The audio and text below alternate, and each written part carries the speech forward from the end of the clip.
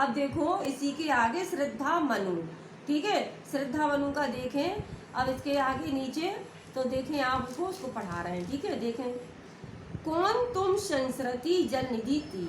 अब यहाँ पर आपने 10th में पढ़ा होगा श्रद्धा मनु का पाठ, ठीक है।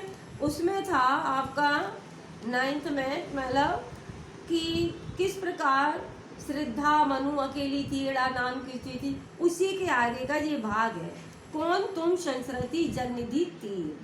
यानी यहाँ पर श्रद्धा मनु से पूछती है, क्योंकि मनु एकांत वन में अकेला लेटा हुआ है और अपरिचित सा है, तो श्रद्धा उसको देखकर पूछती है कि कौन तुम कौन हो, संस्कृति जलनिधि तीर। इस भव सागर के किनारे तुम तरंगों से फेंकी मणि एक, यानी तरंगों लहरों से फेंकी मणि के समान प्रतीत हो रहा है। जिस प्रकार समुद्र में लहरें आती हैं और वो लहरें मणियों को किनारे जाकर फेंक जाती हैं, उसी प्रकार तुम ऐसे प्रतीत हो रहे हो कि संसार रूपी सागर से फेंके गए हो। इस प्रकार आप एकांत में बैठे लेटे हुए हो, कर रहे निर्जन का चुपचाप। निर्जन माने यानी जहाँ पर चुपचाप होकर, जहाँ पर कोई नहीं है, ऐसे वन में चुपचाप से,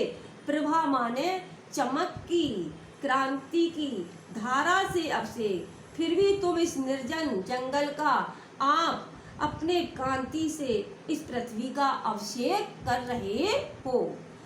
मधुर विश्रांत और एकांत, बड़ी ही मधुरता से विश्रांत, थके हुए और एकांत में जगत का सुलझा हुआ रहे। तुम ऐसे प्रतीत हो रहा हो कि बहुत मधुर हो, थके हुए हो और इस एकांत रूपी संसार में किसी का रहस्य सुलझे हुए लग रहा हो, कि रहस्य के द्वारा सुलझाए गए हुए हो। यानी ऐसे लग रहा हो कि जिस प्रकार कि यहाँ पर थकावट कर कर और बैठे, जैसे कि कोई काम आपका सुलझा हुआ हो और इस एकांत वन में आप बैठ गए हो, ऐसे प्रतीत हो रहे हो।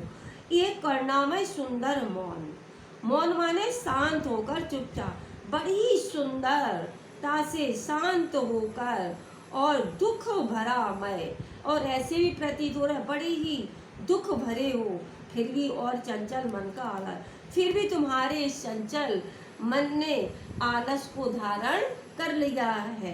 यानी देखने में तुम कैसे लग रहे हो, बड़ी ही सुंदर, शांत हो और दुख से भरा हुआ है और चंचल मन का आलस के प्रतीत हो रहे हो, ठीक है बेटा।